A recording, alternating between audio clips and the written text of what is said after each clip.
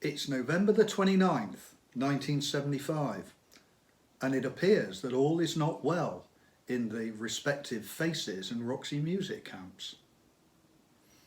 However, that'll come later. Today's New Musical Express has Queen on the cover. Queen, Rhapsody in Silk Shorts. And if I'm not mistaken, this is pretty much when Bohemian Rhapsody came out. We'll delve in a moment, but looking at the front cover, we have Mr. Mercury, Queen, Rhapsody in Silk Shorts, Roxy and Faces, Aggro Denied. Now, I'm not sure if that means that they're fighting amongst themselves or with each other, because if that were the case, I'm not sure I'd give Roxy much chance. That said, Paul Thompson was a bit of a bruiser, so who knows? We'll find out shortly. Tangerine Dream, the world's first bionic group. Tangerine Dream, there's a weird one, isn't it? Strangely enough, Gemma and I have just been listening to Can, who were a good German group of the period. Tangerine Dream, on the other hand, sold more records, but were they ever boring? And at the bottom, Wailers and Joni, new albums. Now, November 1975, that would suggest that the Wailers' new album is the one that broke them. Live. Let's find out. Let's delve in and have a look. And again, I'm thrown because the charts aren't on page 2. It's the news pages. So let's have a look. Faces tour. Calvert back with the Hawks. Robert Calvert is rejoining Hawkwind for their British tour next month and will subsequently remain with them as a permanent member. Now, as any Hawkwind fan will know, Mad Bob was in and out of mental homes, to use a 70s word, on a regular basis back in those days, and this would have been when he'd sadly been otherwise indisposed, I guess. Looking across here, the Can concert that nobody was told about. Henry Cow tour that never was. Kids tour, new gigs, that's the heavy metal kids. This is 1975 and the heavy metal kids were definitely a precursor of British punk. Most definitely. Gary Holton went on to be an Auf Wiedersehen pet. A very, very important band. Turning the page, David Essex on Cher's TV, making his guest appearance in Cher's US TV show. Well, quite a big thing for David Essex, I expect. Wasn't he ever a pretty boy? If I was that way inclined, even I would. You may chuckle, but he was pretty. The charts turn up on page 4, and number 1 is You Sexy Thing by Hot Chocolate, and number 2 is Bohemian Rhapsody, up from number 12 to number 2, and we know what happened subsequently. D.I.V.O.R.C.E. by Billy Connolly at number 3, Love Hurts by Jim Capaldi at number 4, a great version of that. And so on and so forth. There's Rhinestone Cowboy by Glenn Campbell. That was a bit of a comeback for Glenn, wasn't it? And at number 14, New York Groove by Hello, one of the great glam singles. But once again, the album charts disappoint a little. Number 1 is Perry Como's 40 Greatest Hits. And number 2 is Jim Reeves' 40 Golden Greats.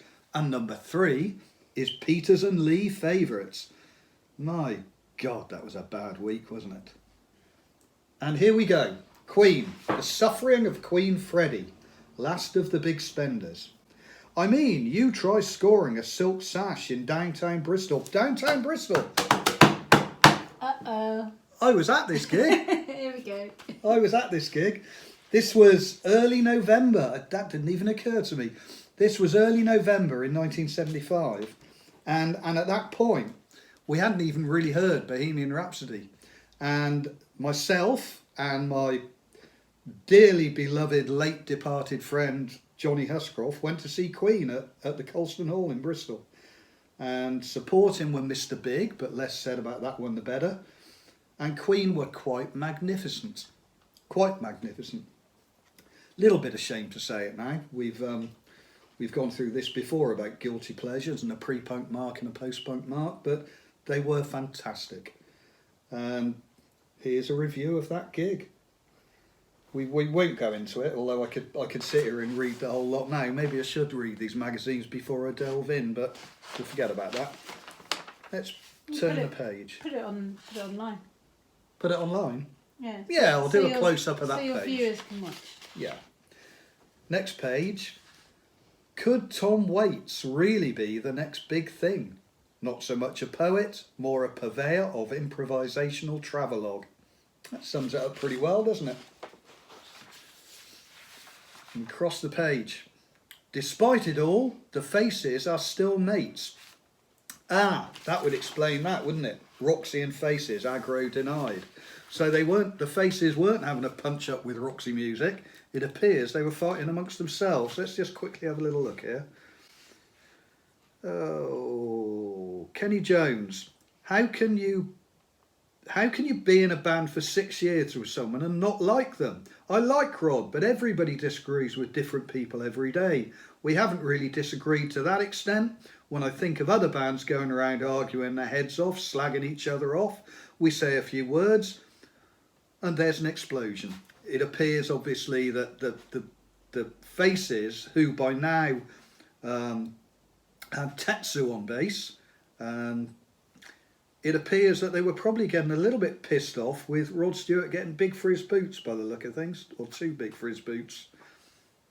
Maybe Ronnie Lane did the right thing by leaving, but again, we can't really go into that now. On the next page, we've got the Lone Groover. That was always fun. The strip cartoon that was in N.M.E every week, and Thrills, which like the Raver in Melody Maker, was sort of a slightly satirical, comedy-ish gossip page. And in here, Thrills carries on here, and it's Lisa Robinson, hot from New York, and she could be a right bitch. And here, she's going on about Sparks, who she clearly really didn't like. If Russell Mael must wear riding boots outside his trousers, he shouldn't let the skin show between the boots and the pants when he sits down to rest. Well, harsh. That is harsh, isn't it? That is harsh. Ron and Russell Mael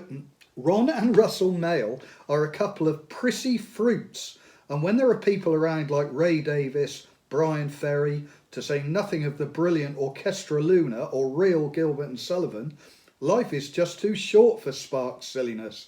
I walked out of the concert midway. I thought I would really despise them much more. Actually, I was merely bored. Well, she clearly had no taste because they were bloody brilliant. 4-page ad for Uriah Heep, who we spoke about last time. And here's Tangerine Dream. I mean, each to their own, but I found them incredibly boring. Careful, my mate Gary likes them. Really, they were so boring.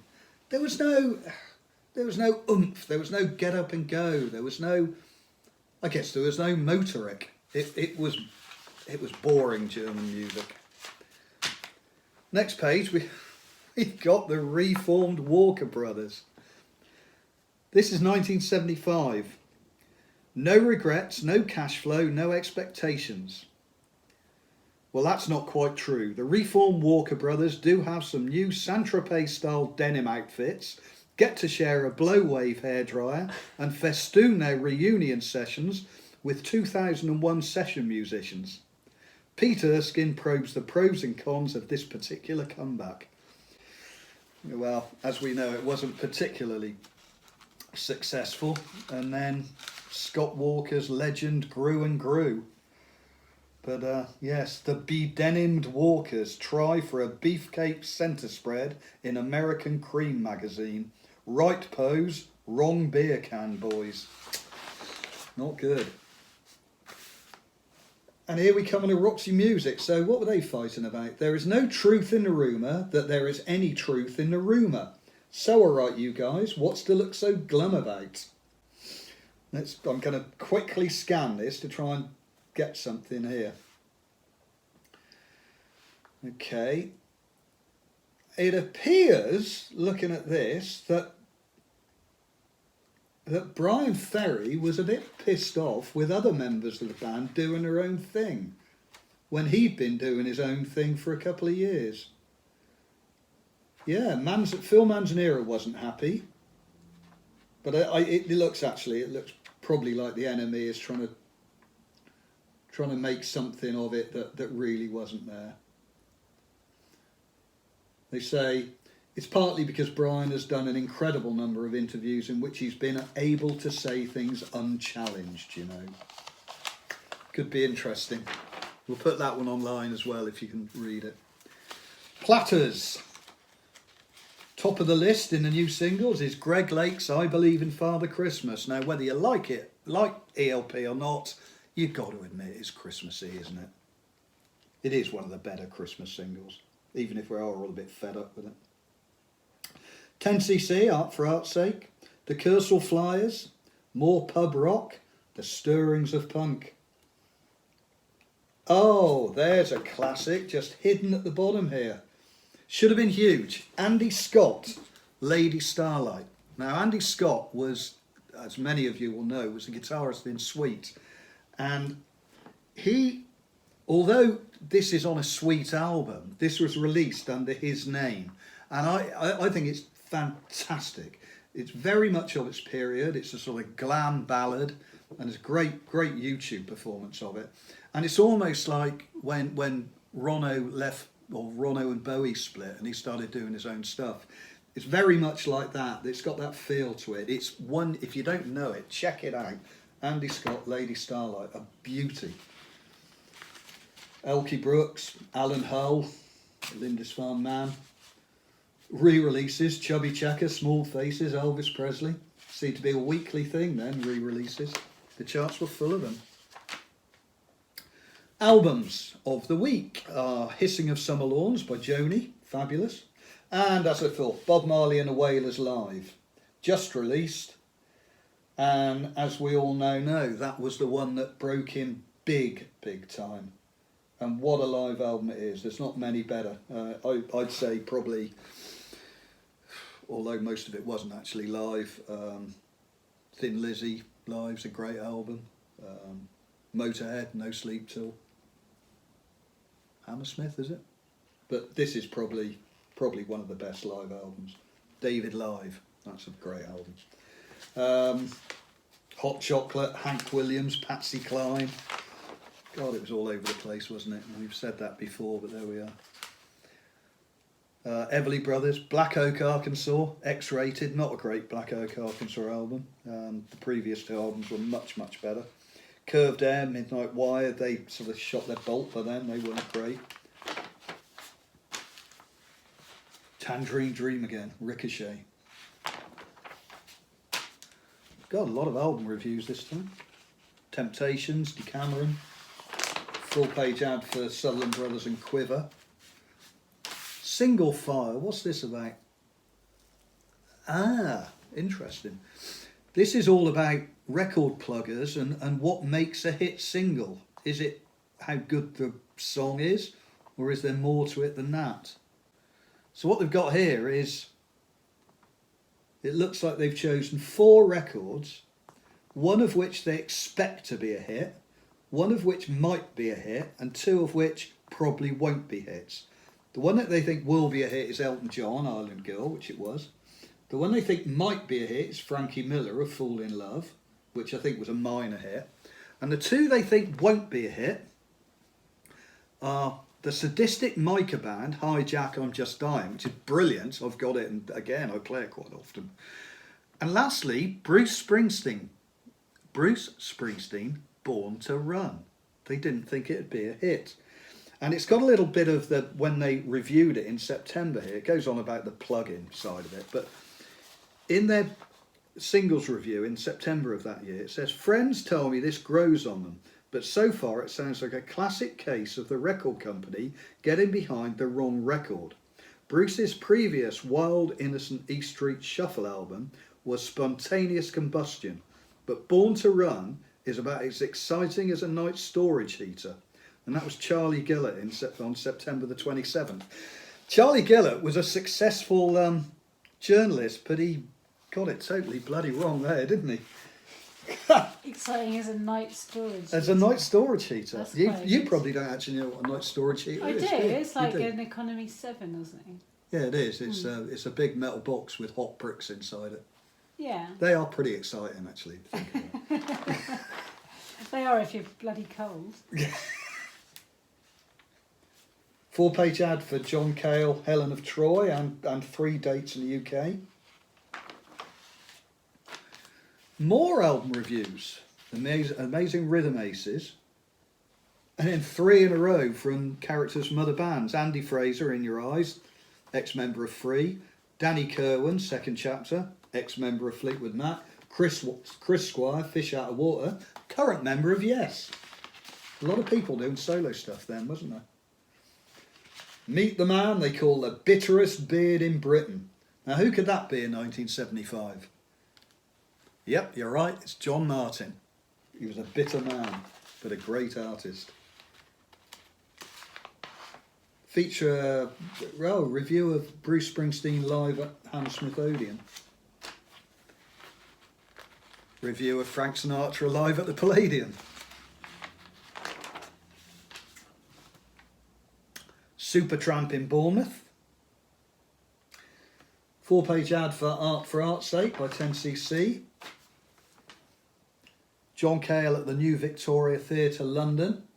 Sadista Sisters at Ronnie Scott's. They're an interesting lot. For those who don't know who they were, they'd have fitted in quite well today with the old sort of feminist type thing. Websites like Loud Women and the like would have loved the Sadista Sisters. They were a collective who went for about 10 or 15 years with a revolving membership, and they were very much behind the fact that women weren't getting the kudos they deserved within the arts. Quite an important band looking forward, but there are a lot of interesting people work with them. Future members of the Slits, I believe, were in them, and other bands like that. So yeah, the Sadista Sisters, quite interesting. On the Town, that's who's out touring. The gigs page, few names to throw at you. Michael Nesmith, Kokomo, who people once thought were the Beatles, strangely. Chris Farlow, Sassafras, Ossibisa, Man. God, they gigged and gigged and gigged. John Cale again. Jazz Diary. We won't look at that one, will we? Okay, and oh, here we got the for sale things. And this page, whereas last time it was all loons, this time it's denim, denim, denim, denim, denim, denim, denim. Everywhere, denim. And virtually every ad is the original old denim gear. Wash denim, bombers and bags. So this is obviously where the Walker Brothers were shopping, isn't it?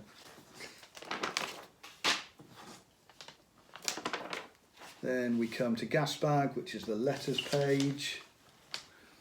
Is there anything really interesting there? Colin Moon of East Yorkshire says, this year I've bought LPs by Bob Dylan, Neil Young, Steely Dan, Little Feat, Pavlov's Dog, The Wailers, Paul Simon, Graham Parsons, Jefferson Starship, John Lennon, Neil Slofgren, Pure Perry Lee, John Martin and Crazy Horse. Rock is not dead but living at my house. And? So we bought about 11 albums in 11 months. And on the back page is what used to happen often, the Harvest label taking out a full-page ad but saving money by advertising several bands. Edgar Broughton, Quatermass, Pretty Things, Kevin Ayres, Climax Blues. Who would you have out of that lot? I reckon I'd go for Edgar Broughton. See you next time.